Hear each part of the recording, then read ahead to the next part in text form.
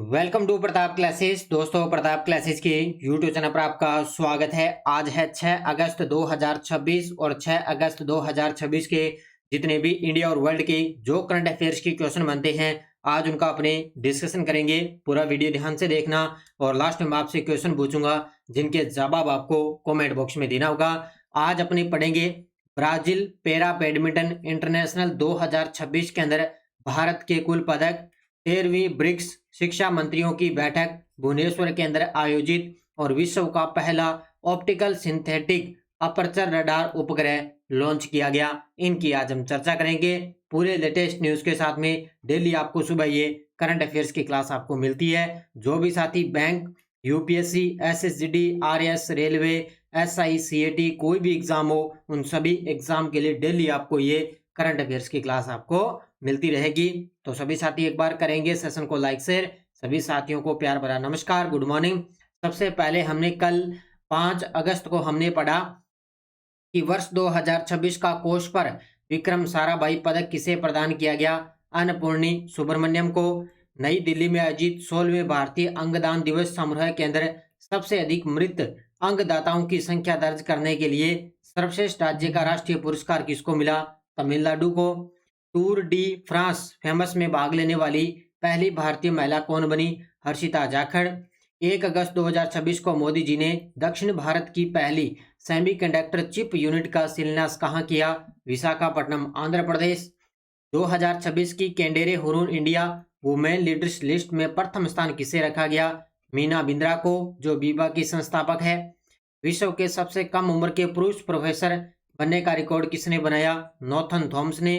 और 4 अगस्त 2026 को Tanzania cricket arena का उद्घाटन किसने किया? जो वर्तमान में आईसीसी के अध्यक्ष हैं, जय शाह जी, उन्होंने इसका उद्घाटन किया था। तो ये हमने कल अच्छे तरीके से पूरी डिटेल में ये करंट हमने पढ़ लिया। इसका टेस्ट आपको डेली वाली टेस्ट सीरीज के अंदर आपको मिल चुका है। डेली टेस्ट मिल गया, डेली पीडीएफ मिल गई, वीकली टेस्ट, मंथली टेस्ट और मंथली पीडीएफ आपको हर महीने उपलब्ध हो जाती है। तो जरूर आप इस टेस्ट सीरीज को जरूर ज्वाइन करें। इसमें पूरे आपको 2026 एक साल का करंट आपको मिलेगा, यानी कि 1 जनवरी से लेकर 31 दिसंबर 2026 तक डेली, वीकली, मंथली और मंथली पीडीएफ आपको इसके अंदर उपलब्ध होती रहेगी। तो जरूर आप इसको ज्वाइन करें प्रताप क्लासेस का एप्लीकेशन डाउनलोड करके। अब करें स्टार्ट आज की क्लास। 6 अगस्त 2026 आज की क्लास का पहला क्वेश्चन आपके सामने। 22 जुलाई से 1 अगस्त 2026 तक साओ पाउलो में आयोजित BWF पैरा वर्ल्ड सर्किट के ब्राजील पैरा बैडमिंटन इंटरनेशनल 2026 के अंदर भारतीय पैरा बैडमिंटन दल ने कुल कितने पदक जीते हैं? ये देखो आपके सामने सबसे पहले तस्वीर के अंदर, ये 27 जुलाई से लेकर 1 अगस्त के बीच में ब्राजील के अंदर आयोजित हुई पैरा वर्ल्ड सर्किट, जो ब्राजील पैरा बैडमिंटन इंटरनेशनल 2026 के नाम से इसको जानते हैं। और इसके अंदर भारतीय जो पैरा बैडमिंटन दल है, उन्होंने टोटल कितने पदक जीते? तो टोटल इन्होंने 22 पदक जीते, जो 9 स्वर्ण, 6 रजत और 7 कांस्य पदक इन्होंने जीते हैं। तो याद रखना, टोटल मिला के 22 पदक जीते और इसके अंदर भारत अपने पहले स्थान पे रहा था। देखो डिटेल आयोजन हुआ था Brazil para badminton international 2026 Sao Paulo Brazil के अंदर 27 जुलाई से 1 अगस्त 2026। टोटल भारत ने 22 पदक जीते, 9 स्वर्ण, 6 रजत और 7 कांस्य पदक जीते भारत ने। और पदक तालिका के अंदर भारत की प्रथम रैंक रही थी, ये आपको याद रखना। और भारत ने पीछे छोड़ा, जो मेजबान रहा ब्राजील, उसने 8 ही स्वर्ण पदक जीते हैं। तो भारत ने 9 जीते, बल्कि ब्राजील ने 8 जीते। SAI NCO खिलाड़ियों के पदक रहे थे 9 और बीरी टाकर अरुणाचल प्रदेश, इन्होंने 2 पदक जीते थे। तो ये आपको याद रखना है, भारत ने टोटल मिला के 22 पदक जीते और इस रैंकिंग के अंदर भारत प्रथम स्थान पे रहा। ब्राजील के अंदर इसका आयोजन हुआ और ब्राजील को पीछे छोड़ दिया। ब्राजील ने सिर्फ 8 स्वर्ण पदक जीते हैं। तो याद रखना, Brazil para badminton international 2026। Bharat की 2026 की ब्रिक्स अध्यक्षता के तहत 13वीं ब्रिक्स शिक्षा मंत्रियों की बैठक और तीसरी ब्रिक्स वरिष्ठ अधिकारियों की बैठक का आयोजन कब और कहां होगा? अब ये आपको पता है अच्छे तरीके से, अभी इसका आयोजन चल रहा है अपने 5 से लेकर 7 अगस्त के बीच में कहाँ पे? भुवनेश्वर उड़ीसा के अंदर। कहाँ पे? 5 से 7 अगस्त 2026 भुवनेश्वर उड़ीसा के अंदर 13वीं ब्रिक्स शिक्षा मंत्रियों की बैठक और तीसरी ब्रिक्स वरिष्ठ अधिकारियों की बैठक का आयोजन 5 से 7 अगस्त 2026 भुवनेश्वर उड़ीसा के अंदर चल रहा है। अभी कल 5 अगस्त को स्टार्ट हुआ और कल 7 अगस्त को इसका समापन हो जाएगा। कितनी सारी बैठक हो रही है। तो ब्रिक्स शिक्षा बैठक 2026 आयोजक रहा है शिक्षा मंत्रालय। और अभी आपको पता है शिक्षा मंत्री अपने सेंटर के अंदर केंद्र के अंदर अतिरिक्त प्रभार किसको दे दिया? प्रहलाद जोशी को दे दिया है। तो भारत की 2026 ब्रिक्स अध्यक्षता के तहत ये बैठक हो रही है। 13वीं ब्रिक्स शिक्षा मंत्रियों की बैठक 5 से 7 अगस्त 2026 कहाँ पे चल रही है? भुवनेश्वर उड़ीसा के अंदर। इसके साथ में आयोजित हुई तीसरी ब्रिक्स वरिष्ठ अधिकारियों की बैठक का भी आयोजन किया गया था। इसके साथ में तीसरी ब्रिक्स वरिष्ठ अधिकारियों की बैठक। अब इसके अलावा और कौन कौन सी बैठक हुई? इससे पहले ब्रिक्स TVET संगोष्ठी एवं JMC बैठक 3 से 4 अगस्त 2026 नई दिल्ली के अंदर हुई। आयोजक मंत्रालय रहा इसका कौशल विकास और उद्यमशीलता मंत्रालय। इससे पहले 3 से 4 अगस्त नई दिल्ली के अंदर ये ब्रिक्स TVET संगोष्ठी और JMC की बैठक हुई। पहली ब्रिक्स वरिष्ठ अधिकारियों की बैठक 7 अप्रैल 2026 को, फिर दूसरी ब्रिक्स वरिष्ठ अधिकारियों की बैठक 28 अप्रैल 2026 को और अभी तीसरी भुवनेश्वर उड़ीसा में हो रही है। और BRICS network university conference and international governing board बैठक का आयोजन 20 से 21 जुलाई 2026 को किया गया था। ये इससे पहले मैंने ये सारी आपको करवा दी है। अब मैंने आपको एक बार दोबारा इनको तारीख बताई है ताकि आपका अच्छे तरीके से इनका रिवीजन हो सके। ठीक है, तो तारीख वगैरह आपको याद रखनी है। ब्रिक्स शिक्षा मंत्रियों की बैठक अभी चल रही है कहाँ पे? भुवनेश्वर उड़ीसा के अंदर।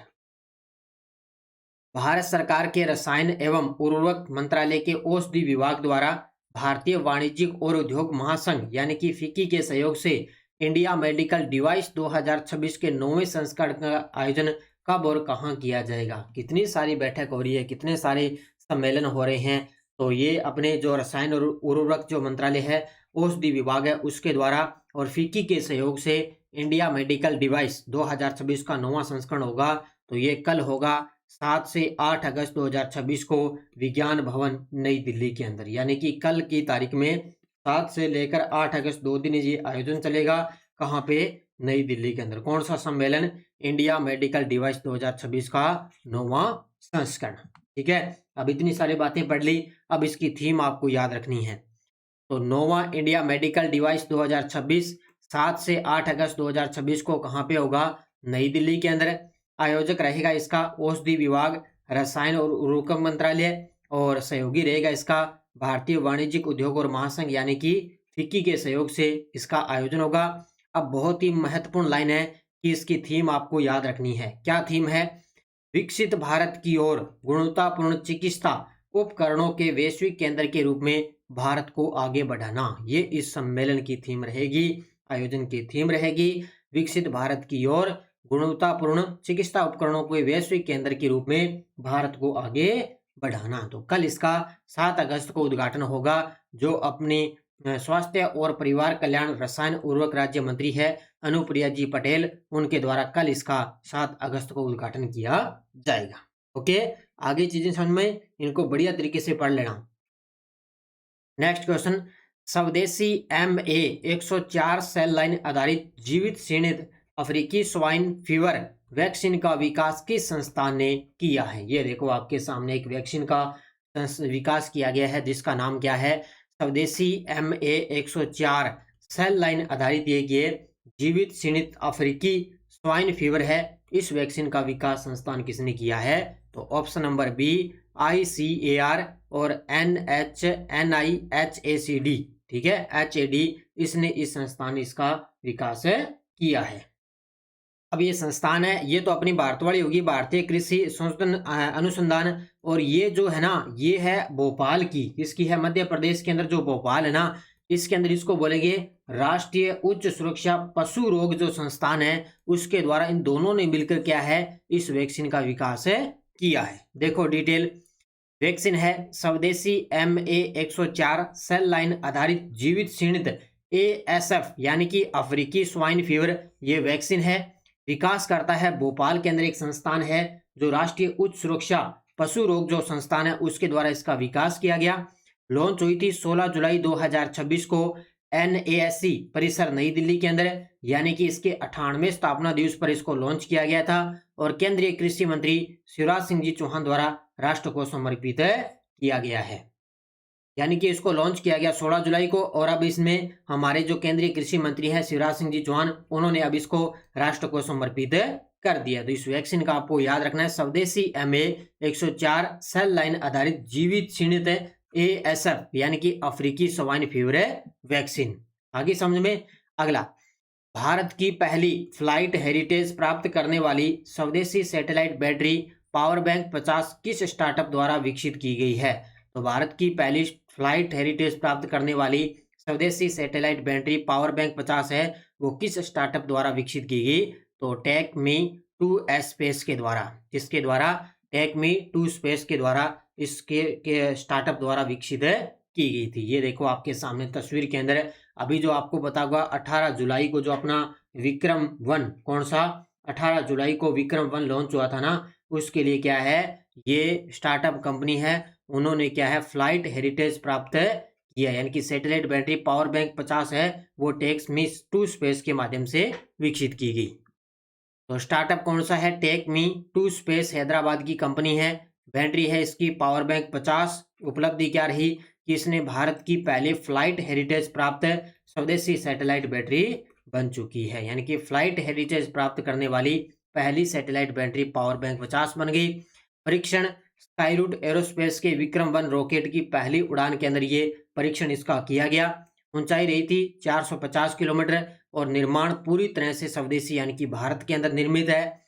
वजन देखें तो 380 ग्राम और ऊर्जा क्षमता इसकी 50 वाट बिजली, ठीक है, यानी कि 50 वाट बिजली इसको ये मिलती है, ऊर्जा क्षमता इसकी रहेगी। तो ये अभी याद रखना, स्टार्टअप टेक-मी-2 स्पेस हैदराबाद के द्वारा पावर बैंक 50 को क्या है फ्लाइट हेरिटेज प्राप्त सैटेलाइट बैटरी का दर्जा दिया गया है। तो अब इस प्रकार के क्वेश्चन आपको थोड़े ध्यान में रखने हैं क्योंकि आजकल इस प्रकार के क्वेश्चन आपको मिलेंगे।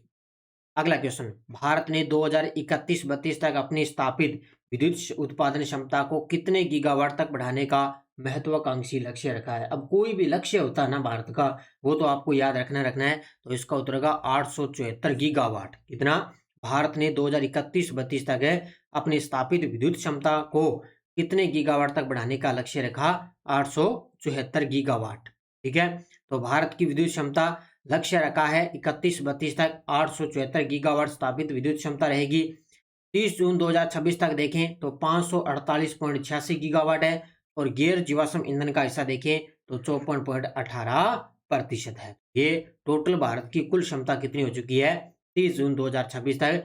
548.86 गीगावाट। क्या महत्व? बढ़ती बिजली मांग, ऊर्जा सुरक्षा और स्वच्छ ऊर्जा को बढ़ावा देना और उपलब्धि 2030 के NDC लक्ष्य यानी कि 50% गैर जीवाश्म स्थापित समय को से पहले पार किया है। तो ये आपको याद रखना है, सीधा आंकड़ा या लक्ष्य या 30 जून तक आपके लिए गीगावाट पूछा जा सकता है। मिशन दृष्टि के संबंध में निम्नलिखित में से कौन सा कथन सही है? अब ये चर्चा में है, थोड़ा ध्यान रखना। मिशन दृष्टि के संबंध में, मिशन दृष्टि है यह विश्व का पहला ऑप्टिकल सिंथेटिक अपर्चर रडार उपग्रह है जो एक स्थान की ऑप्टिकल मल्टी स्पेक्ट्रल तथा SAR छवियां एक साथ प्राप्त कर सकता है। तो ये क्या है? मिशन दृष्टि है। उत्तर होगा इसका 1 नंबर। दोबारा पढ़ लो, मिशन दृष्टि के बारे में, ये विश्व का पहला ऑप्टिकल सिंथेटिक अपर्चर रडार उपग्रह है जो एक स्थान की ऑप्टिकल मल्टी स्पेक्ट्रल तथा SR छवियां एक साथ प्राप्त कर सकता है। तो इसको याद रखना, बड़ा चर्चा में है ये। तो मिशन दृष्टि के बारे में ये देखो आपके सामने तस्वीर में, ये विश्व का पहला ऑप्टिकल सिंथेटिक अपर्चर रडार उपग्रह है।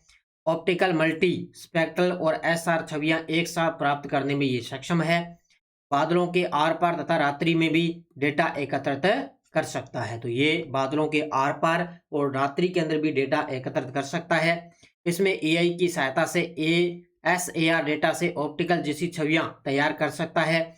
उष्ण कटिबंधीय क्षेत्रों में लगातार बादलों की समस्या के समाधान हेतु इसको विकसित किया गया और भूचुंबकीय सौर तूफान के कारण खराबी आने के बाद में उपग्रह से संचार उपग्रह इसका टूट चुका है, यानी कि ऊपर से संचार संपर्क है वो टूट चुका है शोर तूफान के खराबी आने के कारण। ठीक है, तो ये आपको याद रखना है क्योंकि इसको लॉन्च किया गया था। तो ये विश्व का पहला ऑप्टिकल सिंथेटिक अपर्चर रडार उपग्रह है जो क्या काम करता है, ये इसका कार्य आपसे पूछा जाएगा। ठीक है, ये क्या बादलों के आर पार तथा रात्रि में भी डेटा एकत्रित कर सकता है। ये चीजें शुक्रवार की इसकी विशेषता आपसे पूछी जाएगी।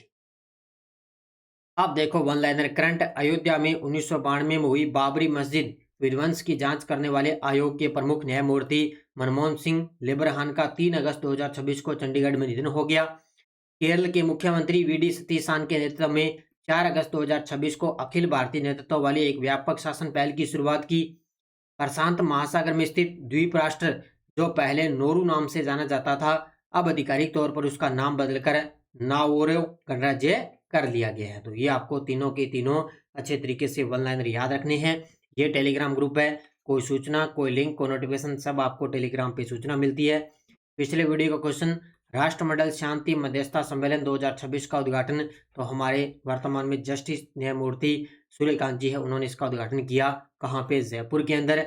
और अब देखो question for you, glow lake को रामसर साइट घोषित किया गया, ये किस राज्य के अंदर स्थित है? असम, त्रिपुरा, मिजोरम, अरुणाचल प्रदेश। इसका जवाब आपको कमेंट बॉक्स में देना है। और यस्टरडे डोज, 16 नामक शीतोष्ण वन निम्नलिखित में से भारत के किस राज्य में पाए जाते हैं? तमिलनाडु। बबुल, खेर, खेजड़ी और प्रजाति के वृक्ष किस वन क्षेत्र में पाए जाते हैं? उष्णकटिबंधीय कांटेदार one. Achanakmar Amarkantak biosphere reserve Bharat के किस राज्य में है? मध्य प्रदेश में। और केंद्र सरकार द्वारा किस सन में जैव विविधता एक्ट बनाया गया था? 2002 के अंदर। अभी आए हुए प्रश्न देखो, चाहे आरपीसी है चाहे आरएसएस भी है, उनके द्वारा ये क्वेश्चन पूछे गए हैं। ठीक है, अब देखो नेक्स्ट डोज आपके लिए क्या है। भारत में पहली सबसे बड़ी सिंचाई परियोजना जिसे स्प्रिंकलर सिंचाई प्रणाली अनिवार्य रखी गई है। झारखंड में ब्राकर नदी पे कौन सा बांध बनाया गया है? भारत में प्रायद्वीप के उत्तर पूर्वी भाग तथा हिमालय और शिवालिक के गिरिपादीय भाग में किस प्रकार के वन पाए जाते हैं? अरेबिका, रोबस्ता और लिमरिका किस्मों का संबंध किस फसल से है? इन चारों क्वेश्चनों के जवाब आपको कमेंट बॉक्स में देने हैं। तो ये थी आज की अपनी क्लास, ये एसआई 2021 री एग्जाम की। कल मैंने एक तो चर्चित व्यक्ति आपको करवा दिए और कल मैंने आपको वो करवा दिया इंडियन इकोनॉमी के अंदर एसआई के लिए। एक तो मैंने करवा दिया वो राजकोषीय घाटा वाला, और एक मैंने करवा दिया उदारीकरण और वैश्वीकरण। उदारीकरण और वैश्वीकरण इंडियन इकोनॉमी के टॉपिक प्ले लिस्ट बनी हुई है, वहां जाके आप सारी क्लासें देख सकते हो। एसआई के लिए सीएटी के 10 मॉडल पेपर चल रहे हैं, 3 नंबर इसके अंदर कल आपके लिए टेस्ट मॉडल पेपर अपलोड हो चुका है, इसको आप जरूर ज्वाइन करें। और आरएस प्री की करंट अफेयर्स की टेस्ट सीरीज है, सीएटी की करंट अफेयर्स की टेस्ट सीरीज है, इन सब में आपको पीडीएफ टेस्ट वगैरह सब उपलब्ध हो रहे हैं। तो जरूर आप इनको ज्वाइन करें, अच्छे तरीके से मेहनत करें और लगातार आपको करंट अफेयर्स की क्लास आपको मिलती रहेगी। तो धन्यवाद। जय हिंद, जय भारत, जय राजस्थान।